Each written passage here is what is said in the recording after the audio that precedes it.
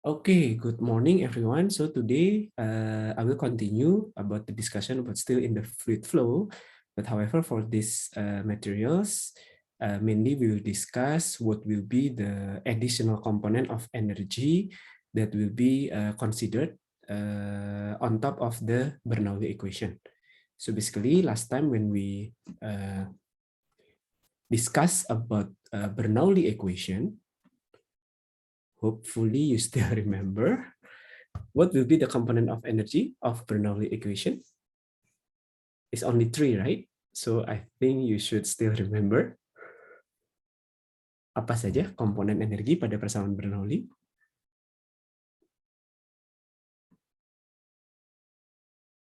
Azra. Yes, sir. Yeah. Do you still remember what will be the component of Bernoulli equation? What kind of energy? It's only 3, right? Just 3 type of energy.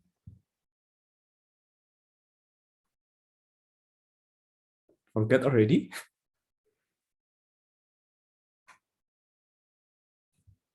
Okay, Brian, can you raise hand?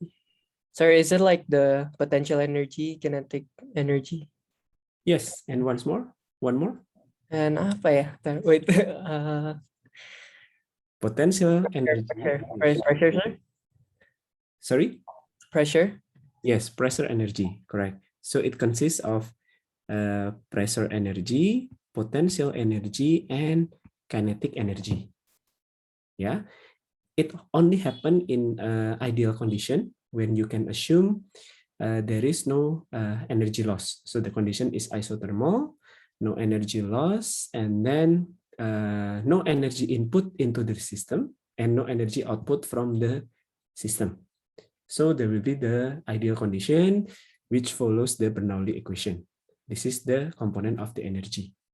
However, the energy balance in Bernoulli equation is actually doesn't apply in the real fluid flow case because there will be some other consideration in real fluid flow. But for now, the real fluid, the case of real fluid flow is still considering steady state condition and incompressible fluid. What does it mean by incompressible fluid? Anyone still remember? Constant density. Can you speak louder, please? Constant density. Yes, constant density. So the density is constant. So it doesn't depend on pressure change or the temperature change. And what will be the meaning of the steady state condition?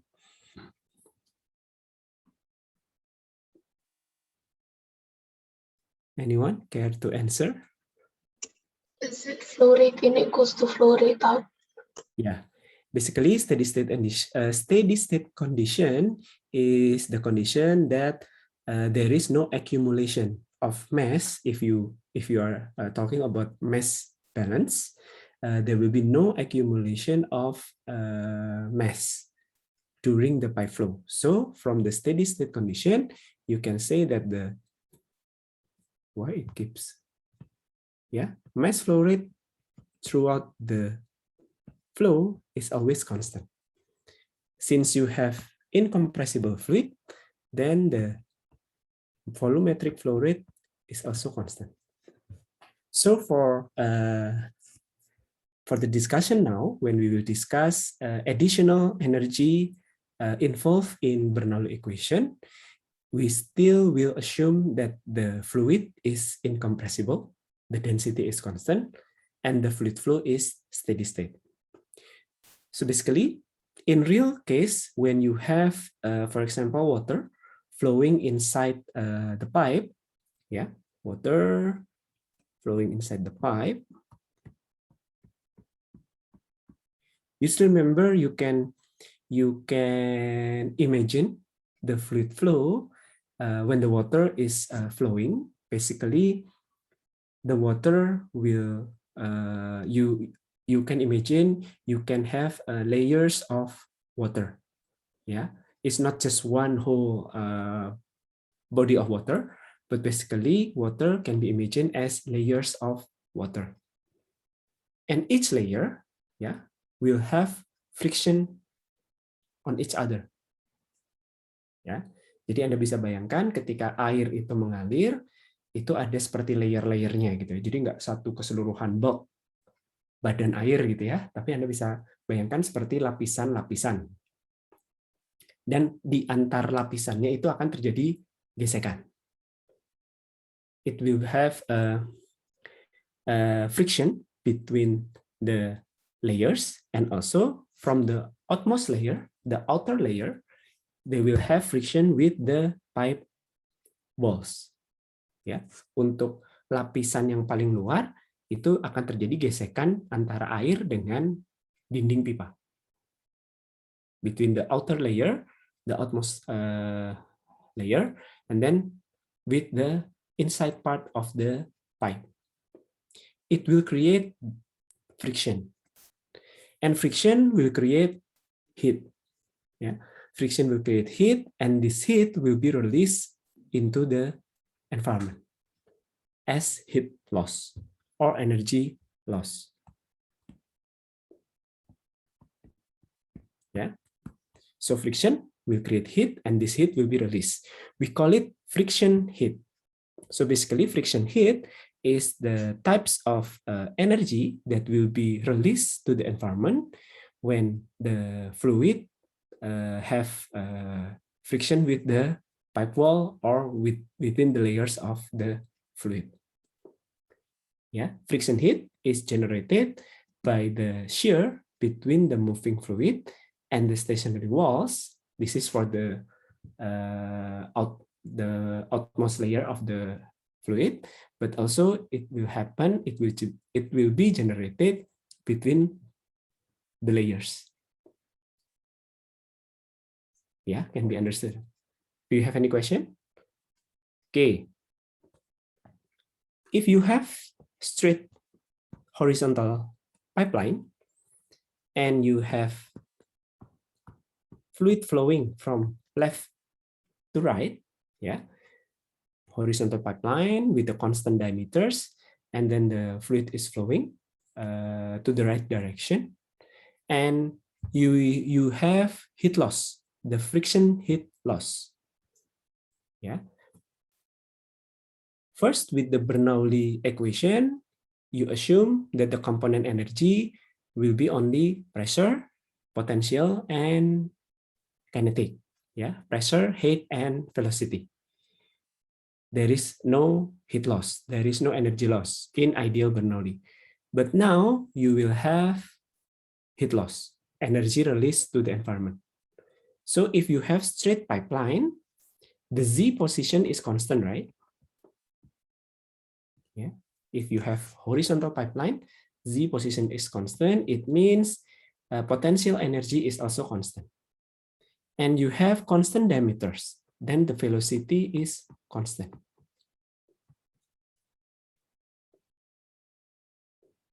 Okay, since you have constant potential energy and constant kinetic energy, the heat loss, the friction heat loss, will be compensated only to pressure, right?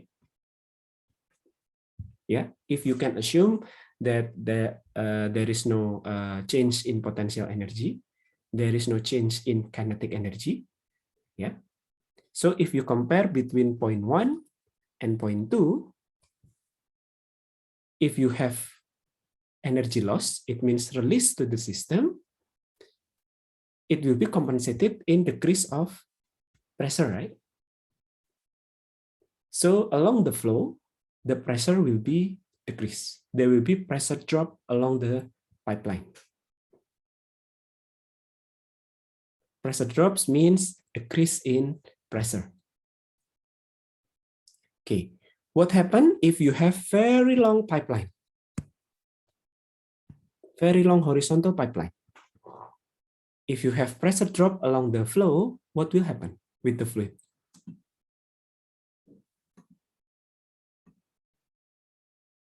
Alika, Zahra. Yes, sir. Okay, if you have a pressure drop along the flow and you have very long pipeline, what will happen with the fluid?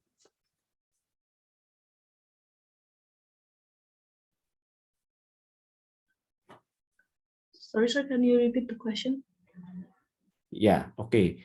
If you have very long pipeline and you have pressure drop along the flow, what will be happening with the fluid? Kalau sepanjang aliran itu terjadi pressure drop ya, pressure drop itu penurunan tekanan, terus pipanya sangat panjang gitu. Apa yang terjadi dengan fluidanya? Would the fluid kayak there will be a decrease in the fluid volume? Can you speak louder? Will there be a decrease in the fluid volume since the pressure keeps decreasing? So then the output of the fluid decreases. I don't know. I imagine it as like a long chamber of pipe. Mm-hmm. So then when pressure decreases, the fluid, I mean the volume of the fluid decreases. Why the too. volume decrease? Because the The pressure flow rate is decreases. still the same, right? Oh yeah. It's only affect the pressure. Since you have friction between layers of fluid and between the fluids with the pipe wall, some energy will be lost to the environment. And this energy loss will be compensated in decrease of pressure. So if the fluid travels a very long pipeline, what will happen? Can you imagine what will be the effect for the fluid?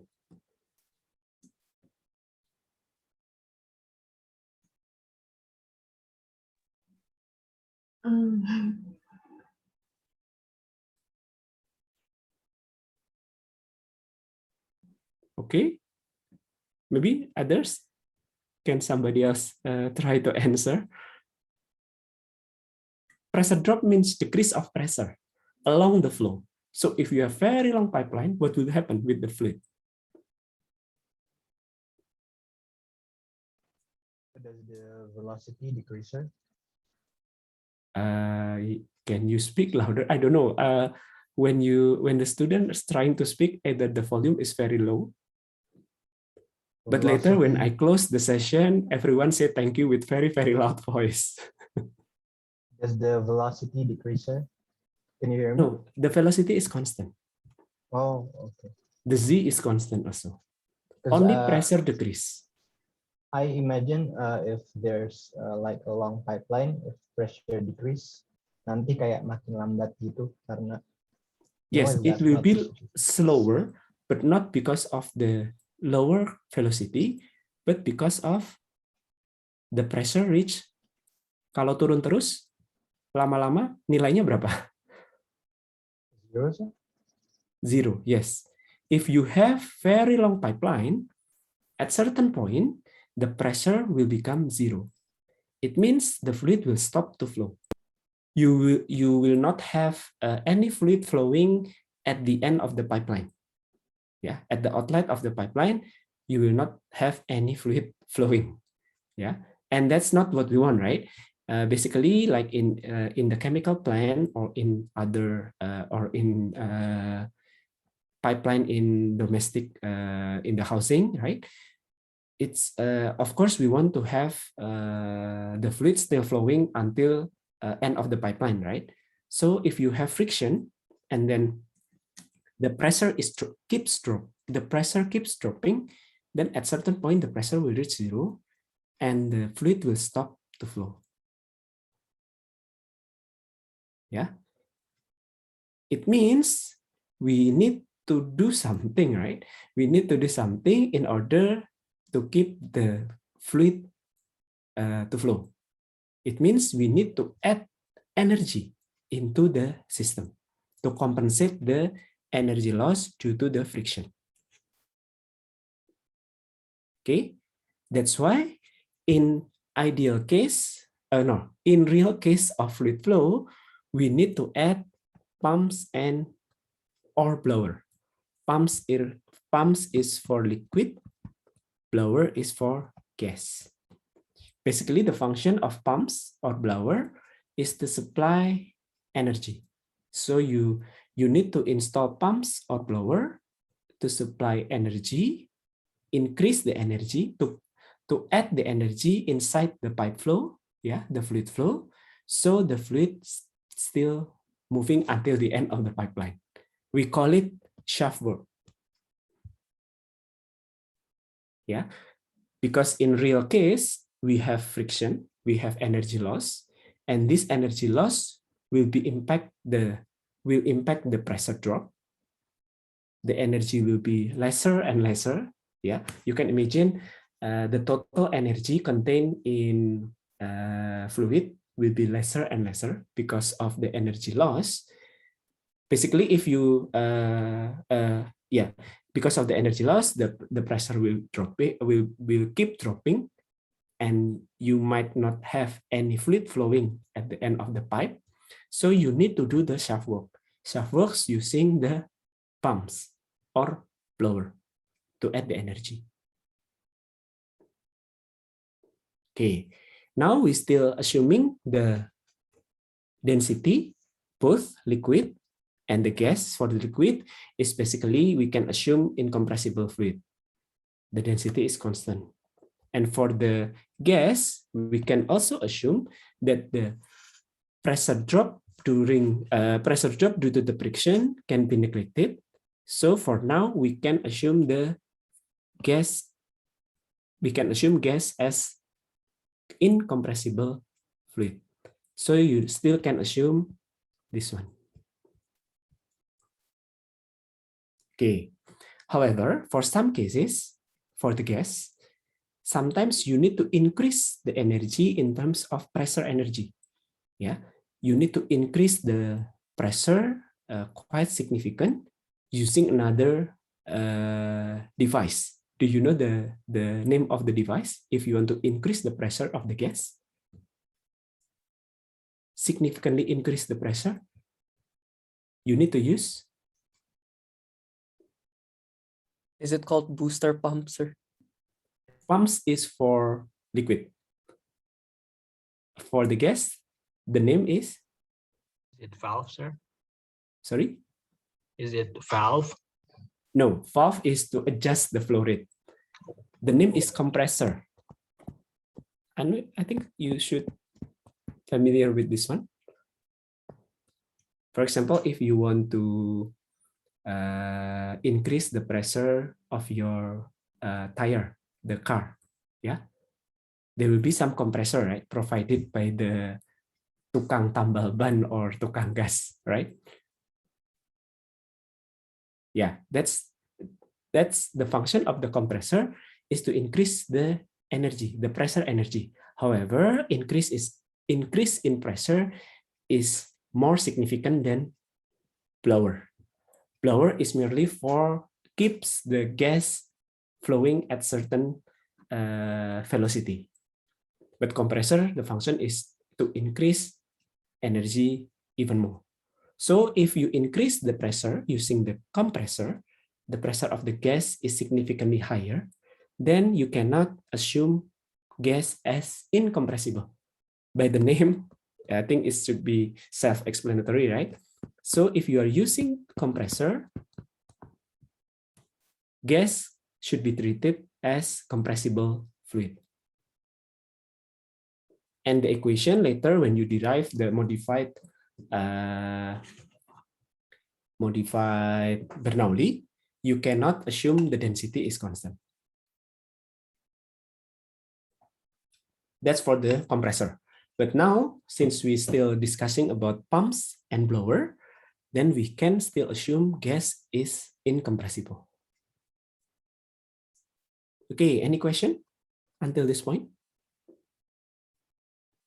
Okay, if you have no question, then I think this one is just a preview of the schematic diagram of pump and blower. This is the arrangement of the pump. So the function is the same, to flow fluids from one place to another place. This is from one tank to another vessel. I think you need to pump, and then you need valve is basically gate, globe, and ball is types of valves. We will discuss it later. The function is to adjust the flow rate, or maybe just to open and close the flow. And then you have elbow as part of the fitting. The function is to change the direction of the pipe. And this one is the blower. So blower, the example of the blower's usage in the chemical plant is in a combustion process. So if you have furnace is a place that you can burn something, yeah, in a very high temperature, and then the combustion will produce flue gas, yeah, the remaining gas after combustion, and you need to throw away the gas by flowing it to the gas tank. Yeah, you want to throw the gas to the atmosphere, so you are using the blower. Because if you are not using the blower, then the gas will be still in this furnace, right? It will be filling the furnace, so the combustion will not happen properly. So you need to take out the flue gas. The flue gas need to be sucked up and then flows to the stack. The internal schematic for the pump and the blower is like this, yeah. Okay. For the pump itself, later we will discuss types of pump. It will be several types of pump depending on the fluid velocity, for example, and then types of fluid, and then how the delivery will be in the continuous manner or in intermittent manner. But one example of the pump, and I think this is the one that you're familiar with, is centrifugal pump. It's the normal pump that you can find in your house. Suppose your house has pump. Suppose you use water. Yeah. So basically, inside the pump, the centrifugal pump, you will have what we call impeller. Yeah. This one is the impeller. Pump will take energy from the electricity, right? You have to connect the pump to the electricity, and then by taking the energy from the electricity, this impeller will rotate. Yeah, it will create centrifugal force. So the electricity energy changes into the mechanical energy. Yeah, the rotation of the impeller. And then when you have water flowing into the pump, the rotation of the impeller, the centrifugal force that contained in the mechanical energy that contained by the impeller is transferred to the water. So the water will have additional energy to compensate the energy loss caused by the friction. Yeah, this is the example of how pumps work. I think you can search in YouTube and you can find many animation about how pumps work. I think you already can imagine by yourself. Blower basically is the same. Yeah, just the fluid is gas. Blower also have impeller inside. Yeah, so basically it's changed from the electricity energy to the mechanical energy and then change into the kinetic energy. For the compressor, it will be changed into the pressure energy. Okay, let me go back. Okay, so if you have a straight pipeline, yeah, with the constant diameters, straight pipeline, so basically you will the fluid will encounter the friction force, right? The friction between the water and the pipe. This friction force will lead to the decrease of the pressure. So in general, if you have straight pipeline with constant diameter, the pressure at the inlet will always higher than the outlet because the pressure keeps decreasing due to the friction force, due to the energy loss. Okay. Any question until this part? Before we go deeper into the mathematical and visualization. Ada pertanyaan? Sir, can I ask a question? Yeah, sure. I'm just a bit confused because when discussing the centrifugal pump and the gas blower, yeah, you mentioned it was in the form, the end form is mechanical energy, right? But I thought we wanted to compensate for pressure. So isn't that becomes like, sorry, because of the rotation, wouldn't it be like kinetic energy, not pressure energy? So Oh yeah. I was just confused there. Okay. That's a good question. Just a sec. Okay, basically the one that decreasing is the pressure, correct? But the change or the decrease in pressure will maybe like this one. This one, right? You have straight pipeline. First, you assume Z and velocity is constant. Okay, then you have energy loss. Yeah, energy loss. Since you have Z and velocity is constant, then the one that decreasing will be pressure. Yeah, the pressure will decrease until certain point 0 with assumption of constant velocity. But in the real case, basically the one that decrease is not only pressure but also velocity. Yeah, but for now we just assume the pressure is decreasing. But if the pressure decreasing until 0.0, it means you have no flow, right? So you need to add more energy. But you add more energy doesn't have to be in the same form of the one that energy loss, right?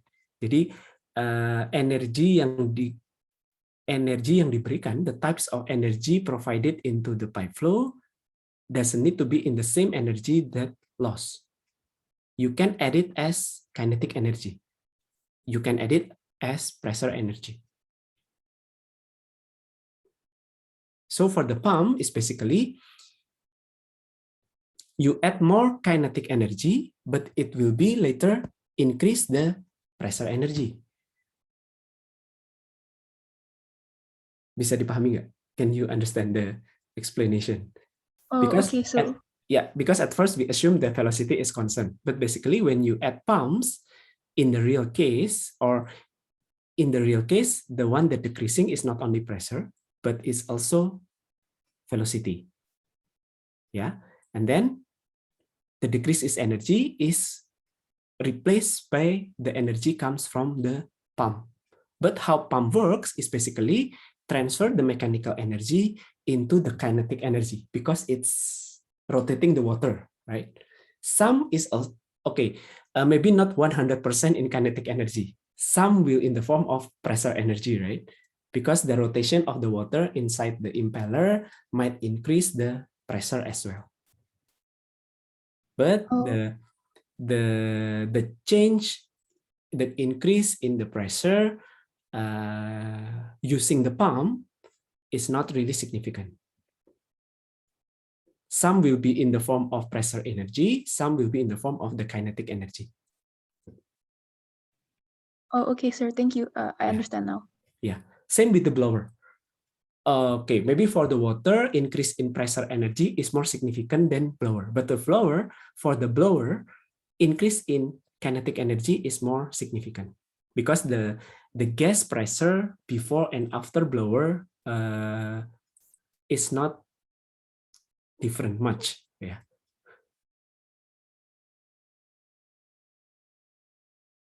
Okay, I hope it answered your question. Any other question? Thank you for your question. Thank you, sir.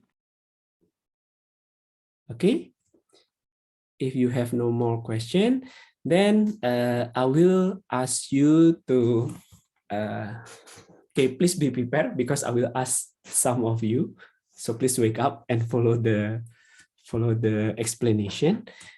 So fluid flow inside the pipeline can be modeled using the cylindrical coordinate, yeah, because the arrangement of the pipe is cylindrical, right? So you can assume cylindrical, you can use the cylindrical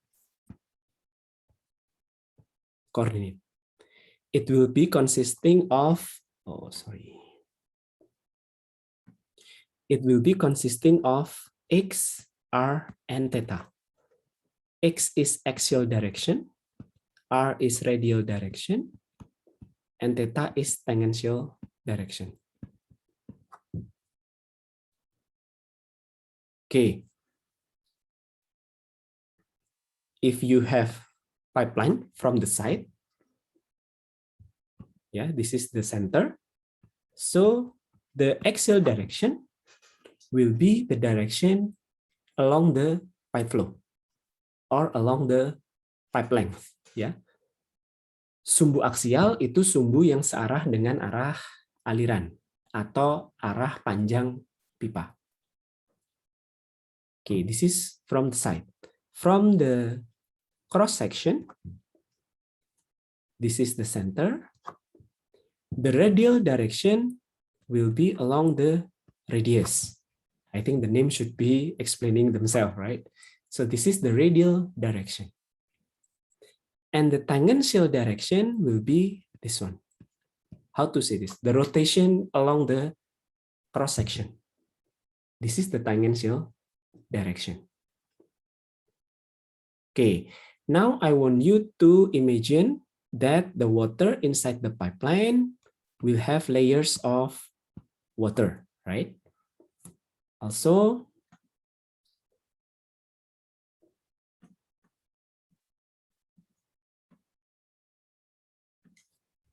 if you see from the cross section, it will have layered like this.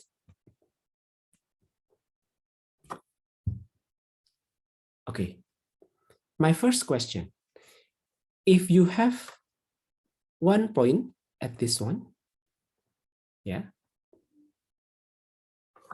you can see the red. I think, let me change the color.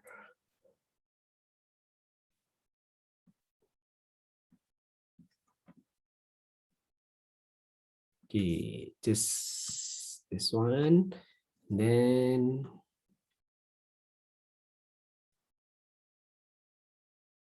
okay, use black ink. So this black dot, yeah. If this black dot shifted to another axial direction, yeah, but the same radial and tangential direction, where is the direction of the new black dot?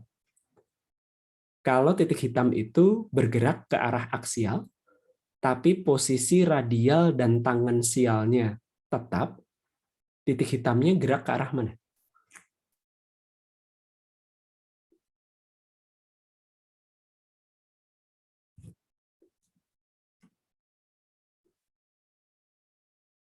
Brian, Nimrod? Yes, sir. Yeah. So if the black dot change the axial direction, but the same radial and tangential, it will be shifted to the Shifted to the right, sir. shift to the right, correct. Ya. Jadi kalau berubahnya hanya arah aksial, dia hanya akan gerak ke kanan. Or to the left, it can be to the right or to the left, but since where is my pointer? Okay. So it will be shifted to this one. Okay. Will the velocity between these two dots same or different? Same, sir. Same. Why? Constant velocity. Sorry. Constant velocity. Cause the? Constant velocity, sir. Yeah. Why the velocity is constant? Why if you move from left to the right, the same direction, the same position in radial and tangential, just change in axial, why the velocity is constant? Is it because there's no change in angle or something, sir? Change of angle, then? It's like, I think like one of the thing is if the angle is 90, like there's no change or something like that. Okay, but related to the friction or related to the concept that we have discussed before. Sir, is it because it's on the same layer? Yes, it will be in the same layer. Yeah, because it will be in the same layer. There is the amount of the friction of the same layer is the same, right? If you do not change the layers, then the layer at the left and the layer at the right should experience the same amount of friction. So there will be no change in velocity. How about if you change the radial direction? So if you change from maybe from this point to this point, you shifted the layer, right?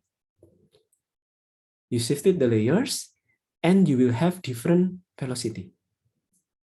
The axial velocity, the one that we discuss is axial velocity. So the velocity that at the direction of the pipe flow. Yeah, the axial velocity, we write it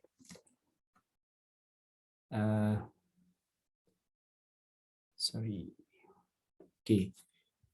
Axial velocity is ux, yeah. Velocity at axial direction, yeah. If you do not change the layer, then axial velocity is constant. But if you change layer, then the velocity is changed. The same if you change the tangential direction, if you change the position of the tangential, for example, between this point and this point, it's still in the same layer, right? So the velocity between these 2 points is also constant. The axial velocity between these 2 points is also constant. Okay, anyone still confused about this concept? I hope you can understand, because you can imagine water or liquid consists of very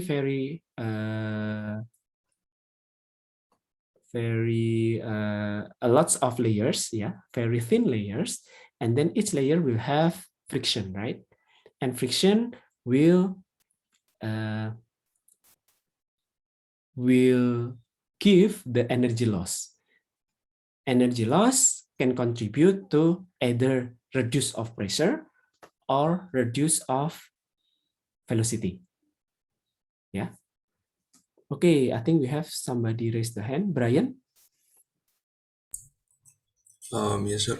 I would like to ask a little bit about this one. So, if we look at in a side view like this, can the points is placed left and right, sir, but this would say the velocity will stay the same because it is in the same layer. And when we, let's say, put the point lower, it would change also. Would that contribute to gravity also, sir? Like, we haven't include the function of the gravity, so it's just the function of the friction. Yeah, the influence of the gravity in this equation derivation is not considered. Ya, jadi hanya pengaruh gesekan antar layer aja. Jadi kalau bergeraknya itu masih di layer yang sama, itu kecepatannya sama. Tapi kalau sudah pindah layer, kecepatannya beda. Karena pada layer yang berbeda, gesekan yang dialami layer tadi kan sudah beda. Ya, if you change the layers, then the friction experienced by that layers is different from the previous layer. We do not consider about the gravity. Of course, the gravity will influence, but in this case, I think it's not significant unless you have like solid. Later, when we discuss about the solid flowing together with the fluid, then solid will have much higher density, right, than the fluid. Then the effect of the density to the solid will have the effect is more significant. Okay, is this answering your question? Yes, sir. Thank you, sir. Okay, next question from Masaya. Yes, sir. So I have a question, sir. If say the pipe was a different shape, would that mean that the radial would also follow the shape of the pipe, sir? So if it was example like a square Sorry, shape. your voice is very small. Can you speak louder? Hello? Uh-huh. Okay, my question is, sir, that if the pipe were to be in a different shape, would the radial also follow the shape of the pipe? So if, for example, it was a square, would that mean that the layer would also follow a shape of the square? Oh yeah, I got the same question with the regular class. Of course, the layers will be influenced by the cross-sectional of the pipe. So if you have, suppose you have a square, then the layers you can assume is like square. But the interaction will be different, right? The interaction will be different because now you can imagine water is consists of molecules, right? That molecules will have between one and the other molecules will have interaction. Yeah. If the cross-sectional area is a circle, then from center point of view, the distance between, for example, this one and this one, the distance from the center is the same, right? But it's different from the square. So if you move in this one, the distance will be not exactly the same. So there will be more interaction. I think we cannot directly assume that the same case applies for a square cross-sectional. Understood. Thank you, sir. Yeah. Also, sir, we also ask again, sorry, sir. Yeah, it's okay. If say the pipe was also circular, but the fluid does not fill it completely, would that also mean that it would be different, sir? Thank you. Of course, it will be different. Okay. Because one part of the pipe will be filling with the water or the liquid, but some part is filling with the air, right? And the air is not moving, right? It's only the water part is moving. So it will be different, of course. In this case, we assume that the water is fully filled the pipeline. Yeah, thank you for your question. Thank you, sir. Okay, do you have any other question from other student? Okay, then I'll continue. So, just a sec. Okay, what happened?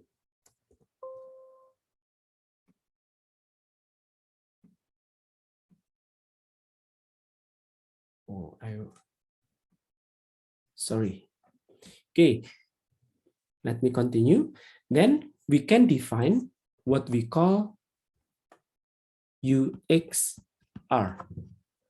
Yeah, UXR is the axial velocity. Axial velocity means the velocity with the direction of axial, yeah, along the pipeline at some point in the position of R, or the axial velocity at radial position R. Ya, jadi titik UXR ini menyatakan kecepatan suatu titik, ya. This UXR representing the velocity of one dot, ya, one point to the axial direction, ya, to the x direction, where the point is at R direction. Ya, menyatakan kecepatan suatu titik, arah kecepatannya arah aksial, posisi titiknya ada di R. R, small r, is the distance from the center. Okay. Then UXR plus delta R representing the other point. The other point, the distance is from R plus delta R from the center. So between these 2 points, the distance difference will be delta R. Yeah, still axial velocity. So these two comparing velocity, the axial velocity between this, comparing axial velocity between 2 points, but different radial position. Ya, yang satu UXR, yang satu UXR plus delta R. So it will be different, right? Because it's already changed the layers.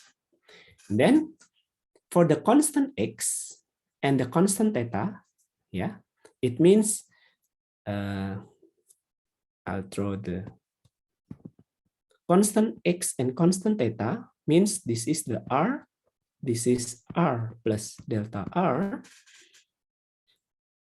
So you will have change of axial velocity along radial dimension. We call it velocity gradient along radial position. Velocity gradient. Because you will have different velocity. So we call it velocity gradient along radial dimension. dux over dr. Basically, it's the difference between these two ux divided by the distance.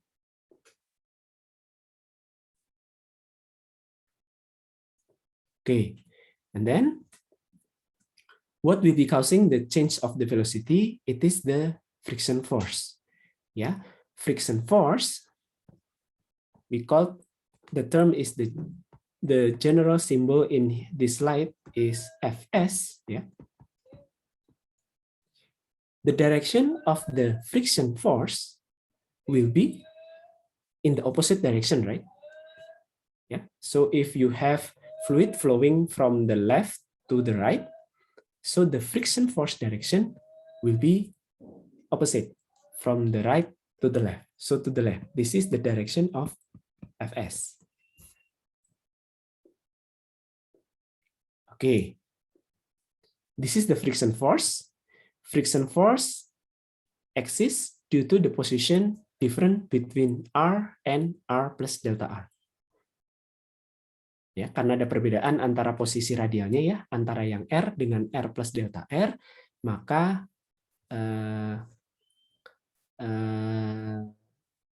ada beda kecepatan. Beda kecepatannya disebabkan karena gaya gesek tadi. Simbolnya gaya gesek Fs.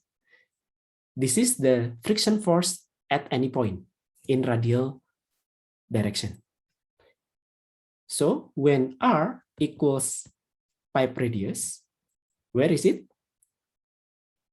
The point when it touches the pipe wall, right? When small r equals big R, R is the pipe radius. So the position of the point is exactly at the pipe wall. The friction force is written FW. It means friction force at the wall. The same. The case is the same with the general friction force. The direction is also to the left, opposite with the fluid flow. But this is the case when the position is exactly at pipe radius. Okay, any question?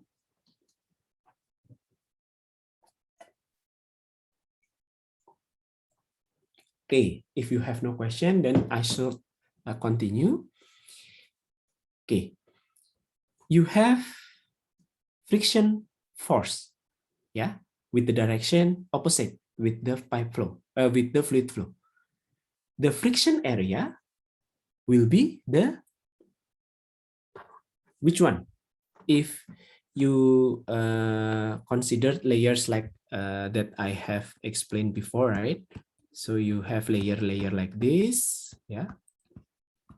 The friction area will be this one, right? Luasan yang dikenai gaya friksi itu adalah luas selimut pipa. Betul nggak? Ya. So the area that will be experience the friction force will be the surface area. Luas selimut bahasa Inggrisnya apa ya? Anyone know? Circumference area? Is that correct? Or blanket area? Surface area, sir? Sorry? Surface area? Yeah, is it the surface area? I don't know, but you know what I mean, right? So the area that experience friction force is the surface area, luas selimut kalau bahasa Indonesia. So it's not the cross-sectional area of the pipe, but it will be the surface area. If the position of the point is exactly at big R, yeah, the surface area will be, how to calculate? If you have a pipe with the radius R and length L, the surface area will be 2πRL, right? Ya, kalau tepat di dinding pipa, luas selimutnya ya 2π kali jari-jari kali panjang pipa. If it's at certain position at any point of small r, so it will be 2πRL. Yeah, just change this one. Okay, this is the friction area. The friction area of fluid layer, so if we consider the position of the point is at certain layer with the distance of small r from the center, then AS is the friction area, is 2πRL. You just change this one to this one. This is for the exactly at the wall. Okay, and then this is friction area. You can define shear stress. Stress is basically force divided by area. Just remember the first slide. Yeah, stress is force divided by the area. So shear stress or friction stress is defined as friction force per friction area. This is the shear stress. Why we call it tau Rx? Because this goes to the x direction at position R. Ya, simbolnya shear stress itu adalah tau Rx, menunjukkan arahnya arah ke x, posisinya ada di posisi R. Ya, the direction tau Rx represents the position is at R, the direction is at x. X is axial, R is radial. So by definition, shear stress is friction force divided by area. So it will be this one, Fs divided by 2πRL. So if it's in the wall, then this one.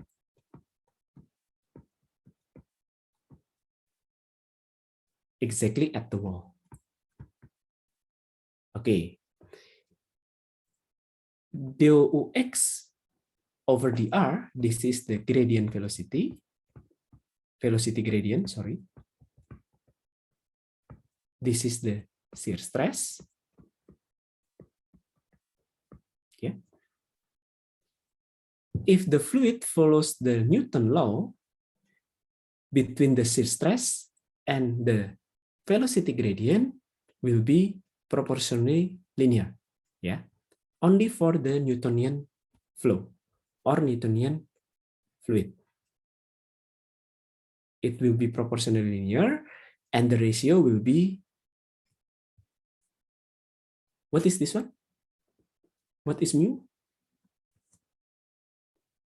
Symbol of what parameters? Anyone still remember? Viscosity. Yes, it's viscosity. So for Newtonian fluid, the viscosity will be constant, and it represents the ratio between shear stress and velocity gradient. Why you have minus symbol? Minus represent that the direction of shear stress is in opposite direction with the velocity gradient. Ya. Kenapa tandanya minus? Karena arah shear stress itu berbalikan dengan arah velocity gradient velocity. Gradient velocity kan arahnya ke kanan. Kalau tadi fluidanya mengalir ke kanan, ya berarti gradient velocity-nya ke kanan. Arah shear stress-nya ke kiri. Oke. Do you have any question? Okay, if you have no question, okay, this one I think we have explained. Yeah, this is the representative figures of the fluid flow. This is the velocity at axial direction. R is pipe radius, and small r is representing any point along the pipe radius. Okay, now we will discuss two extremes. One is at the position of R, and once is the position. This is the position where the point is exactly at the wall. This is at the point of the center. Okay, if you have the point at the pipe wall when R equals big R, the velocity gradient will be in the maximum value. Okay, it will be in the maximum value. Of course, the shear stress will also be in the maximum value because shear stress is proportionally linear, right? For the Newtonian fluid, the shear stress is linear with the velocity gradient. So if this one is maximum, this one is also maximum. When R equals pipe radius.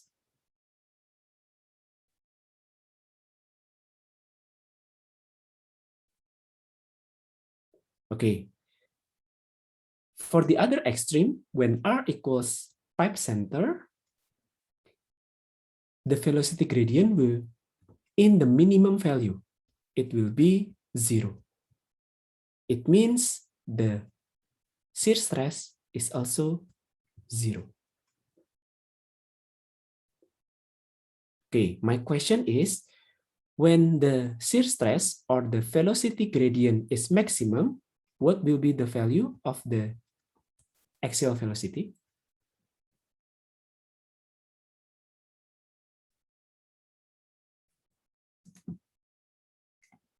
Kalau velocity gradientnya itu maksimum, nilai velocity-nya berapa? Givari Arda. Hello. Is it 0, sir? Yeah, it will be 0. Yeah.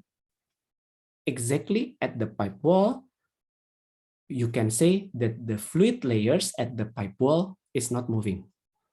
How about the other extreme? When the velocity gradient is 0, what will be the velocity?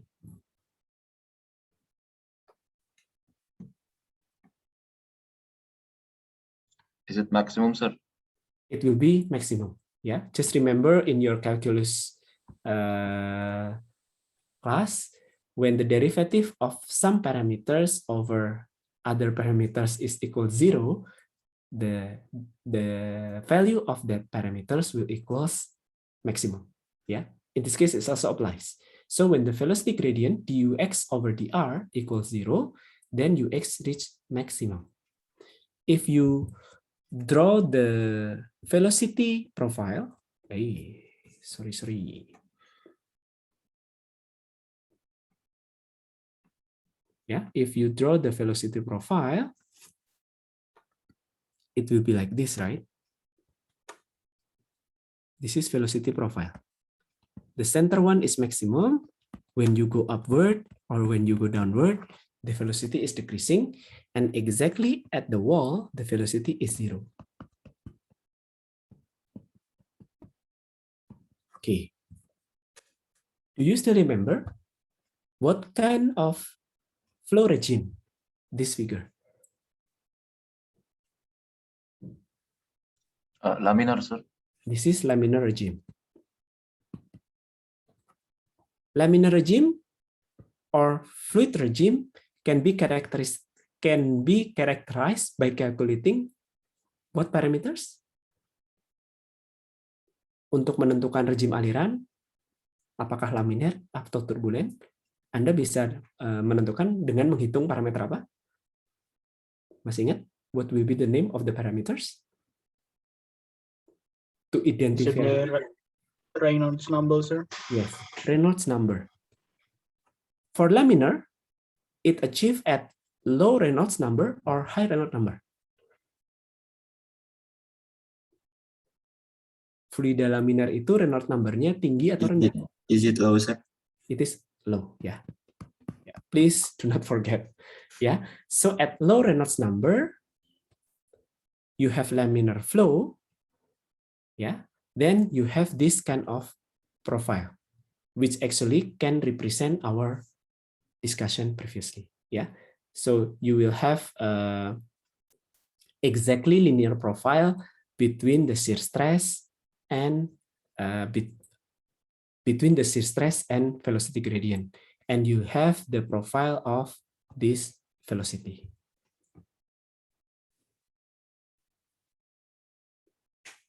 Yeah. Then later, basically shear stress will correlate to the friction force, right? Yeah, friction force. Shear stress is correlated with the friction force, and then will be correlated to the heat loss that we have been discussed before. So by analyze using this equation, later we will also found that for the laminar flow between the Reynolds number and the energy loss, the heat loss, it will be linear because this one, yeah. Because basically when we try to derive the profile of velocity gradient and then take two extreme, one is at the center and one is at the pipe wall, you got velocity profile like laminar flow. So laminar flow is basically the one that following this one. How about the turbulent flow? Yeah, later we will see what will be the difference. Okay, any question first?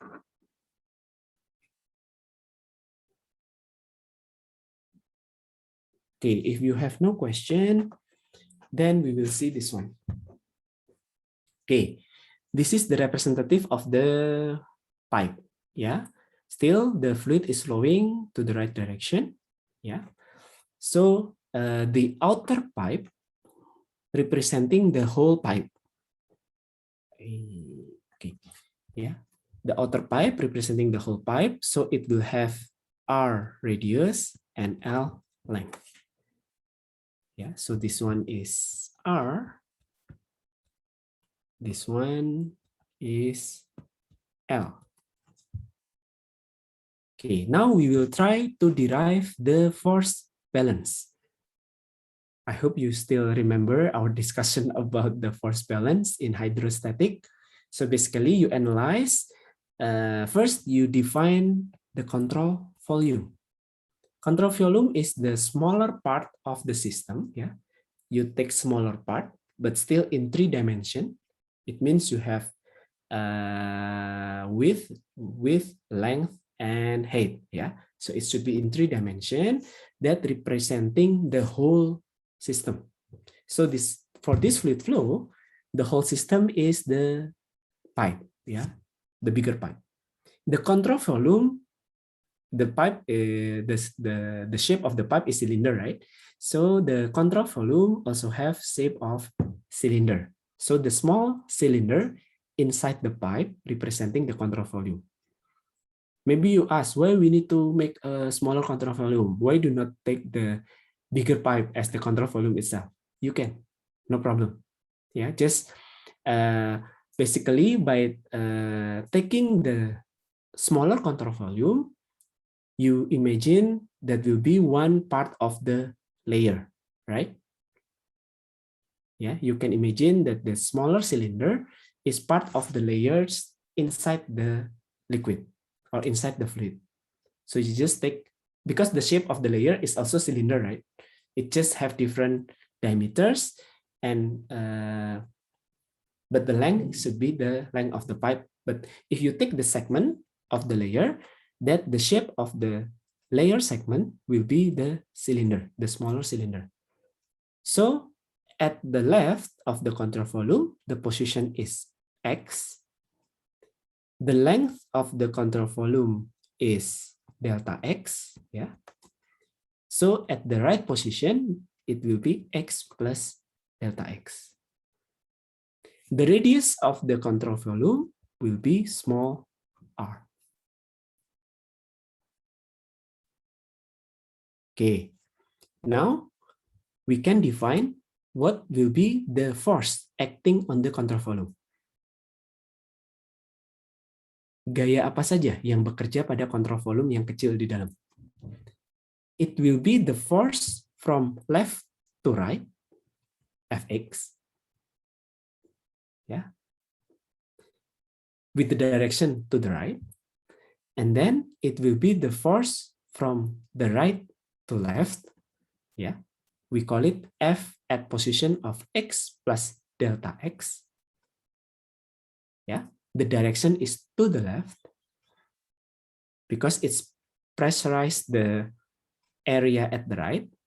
This Fx is pressurized the area at the left. Yeah, so it will have different direction. The other one is Fs or Ff. Same. Is the friction force at the surface of the layer, at the surface of the control volume. The direction is also to the left. So you have three forces.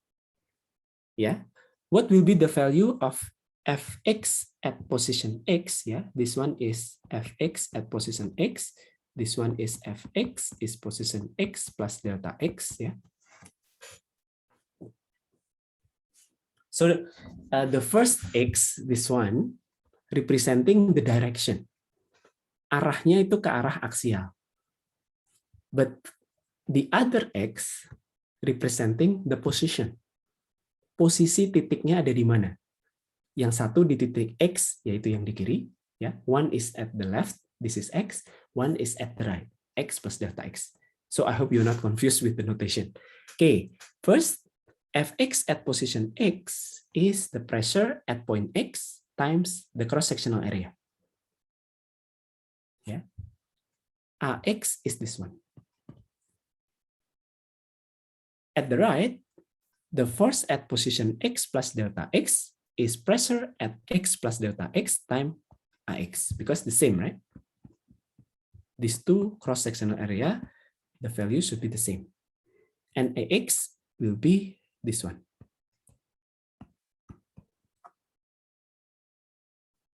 Okay, now since the fluid flow are in steady state, then you can say the sigma F will be 0. So between these three forces, it will be cancel out each other, so the total will be 0.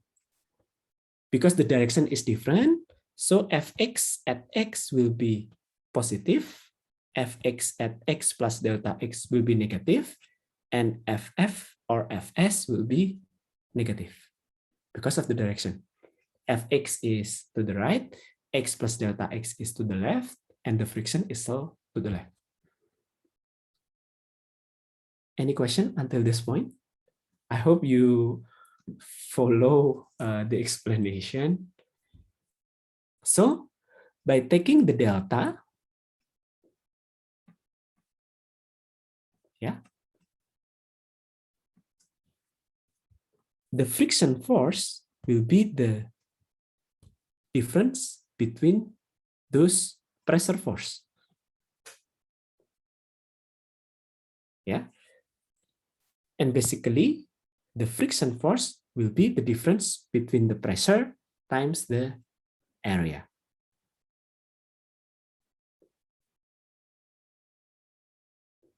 And now we define the pressure difference. Normally, the delta is calculated from the outlet to the inlet. So we define delta P is this one. P at X plus delta X minus P at X. From previous explanation, this one,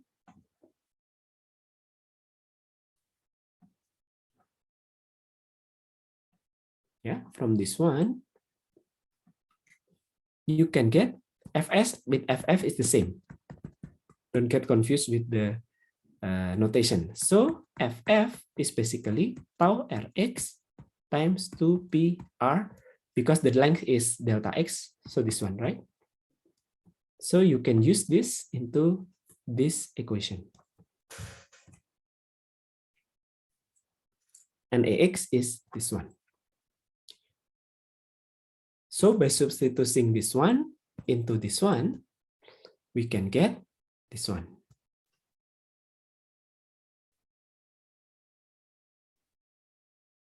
And by defining the relationship, we can say that shear stress, yeah, this is shear stress, will be linear with the pressure difference along axial position. Because it's X, right? X is axial direction. Yeah, so shear stress will be equals to the delta pressure divided by the delta X. Any question? You can still follow, right?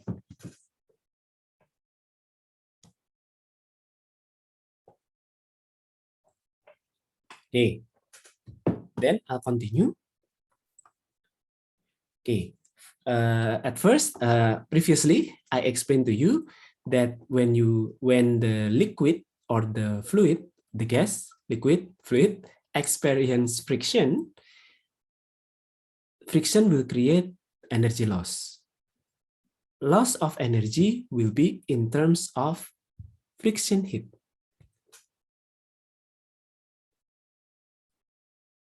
Okay, the one that we define first, this one, is friction force. What will be the unit of the force?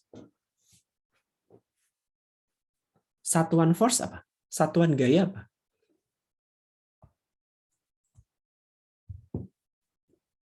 Newton. Newton. Yeah. Since the friction force will be transformed into friction heat, heat is form of energy, right?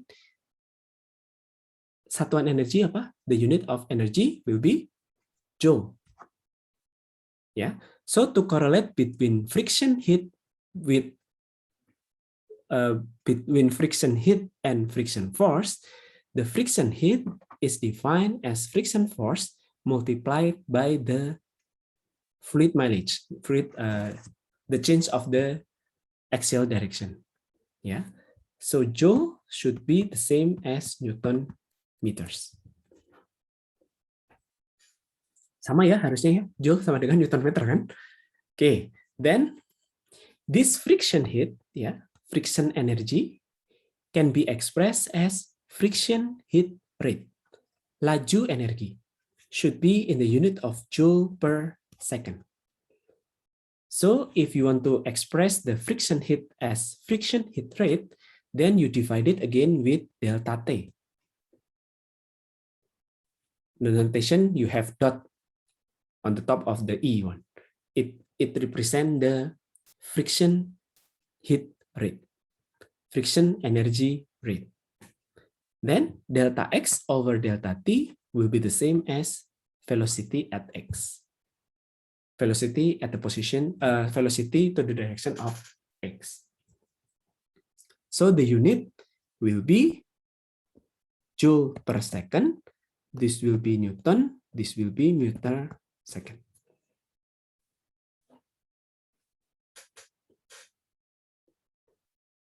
Okay. Now you can express the energy. Yeah, energy is joule. Energy rate is joule per second. You can express energy in terms of energy specific energy. What will be the unit of specific energy? Ada yang masih ingat satuan energi spesifik? Joule per kilogram. Joule per kilogram, correct. This one is energy, specific energy. So when you express the energy as the specific energy, if you have friction heat rate, you must divide it by the mass flow rate. Kalau A-nya, if the energy in terms of energy rate, then you have to divide by mass flow rate. If you express in terms of energy, you divide it by the mass. You get the friction heat with the unit of specific energy, joule per kilogram. Small EF represent joule per kilogram, represent specific energy. Then please try to derive by yourself at home. Then from the derivation that we have done before, the correlate between friction force, correlate between friction force and shear stress, and correlate between shear stress and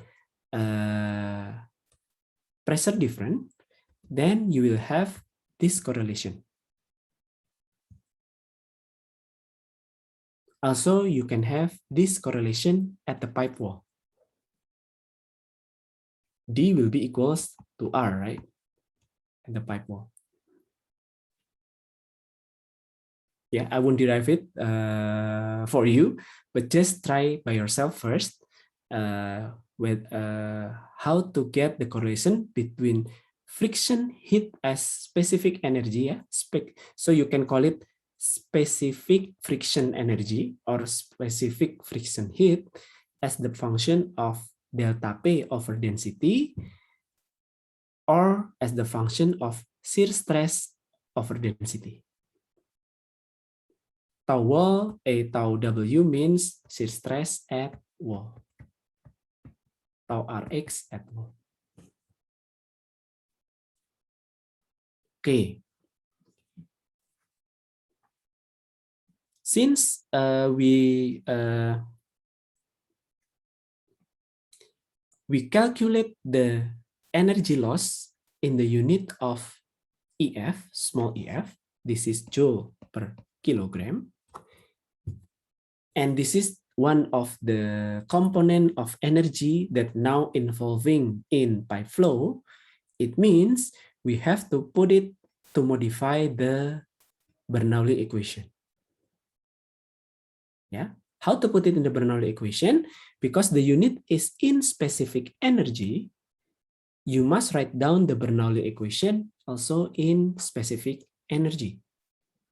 Yeah, so P1 over rho plus GZ1 plus this one, right? And then P2 over rho plus GZ2 plus this one. Okay. By the concept, by the understanding that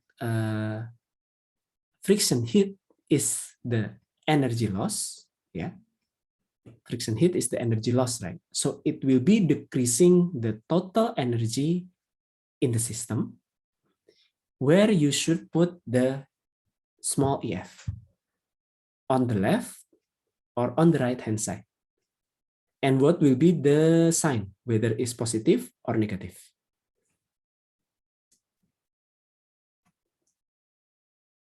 Lintang, Mutiara.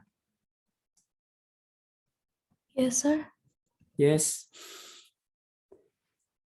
So by trying to understanding the concept of small EF, EF is the friction heat in the unit of joule per kilograms, specific friction heat. And by understanding that this friction heat is the energy loss, right? Energy loss means decreasing the total energy in the system. So if you put EF in the Bernoulli equation, this one, where do you want to put EF? On the left or on the right? With plus sign or with minus sign? Mau ditaruh di kiri atau di kanan, terus tandanya positif atau negatif? On the left. Okay, the sign will be plus or Mm, minus? plus, I think. Okay, plus on the left and plus. Anyone have other opinion?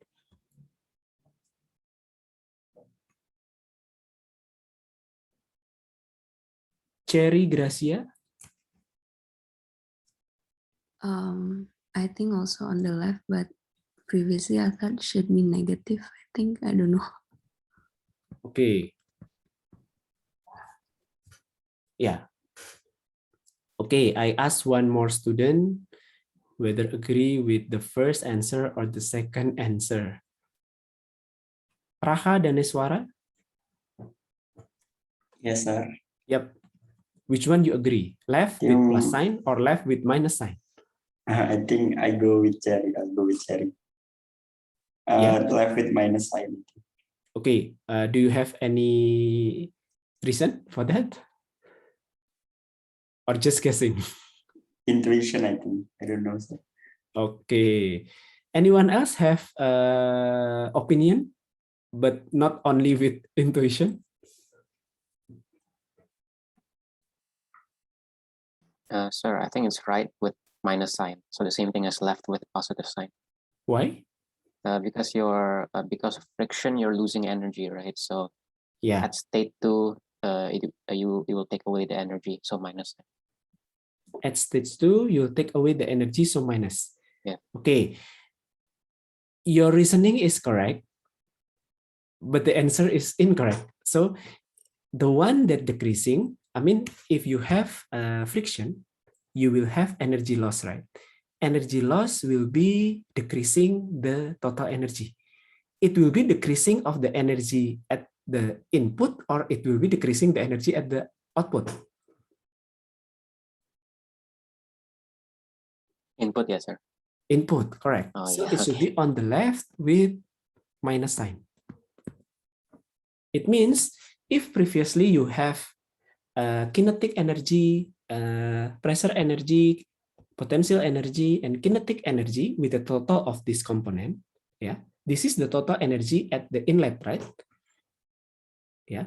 So if during the flow you will have energy loss, this total energy will be decreasing, right? Since this will be decreasing, you should put minus EF. You can put it on the right, but if you put it on the right, the sign should be plus EF. I hope you can understand the concept. So it will be decreasing or reducing the total energy of the input. So total energy of the output will be less than input. Okay.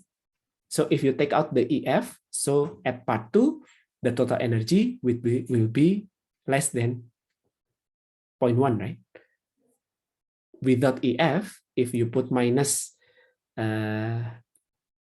suppose you put plus EF on the right. So without EF, the total energy at point 2 will be less. If you put EF on the left, if you put EF on the left and you do not consider EF, then the total energy at point 1 will be higher. So the situation is correct. Bisa dipahami ya? Can be understood? So now you already know one modification of Bernoulli by incorporating the friction heat. In this explanation, the friction heat is energy. We use friction heat with the unit of specific energy, joule per kilograms.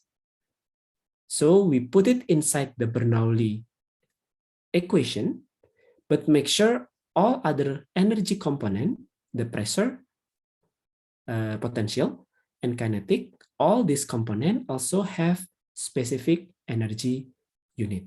That's why if pressure should be divided by the density, for the heat multiplied by gravity. Yeah, for the kinetic divided by the mass, right? Kinetic energy is half time mass time this one, right? So divided by the mass become the specific energy of kinetic. So you put it small EF into this equation.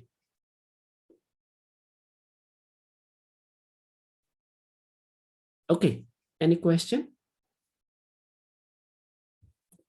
Okay, before I end today's lecture, please go through this slide again, try to understand the derivation. Not only practice to derive the equation only, yeah, but please understand the phenomena as well by deriving the equation. I hope it can help you understand well about the concept of friction. Okay, any question? Okay, if you have no more question, I think I should end this lecture until this part. Then we will continue the discussion next week. And don't forget, we will have first module exam next week on Thursday, 7 to 9. So please contact the assistant. I think it's Nadifa, yeah, Nadifa from batch 2008. 2019. You can contact her as the assistant for this class and schedule the tutorial before Thursday. Okay, thank you very much. Good afternoon.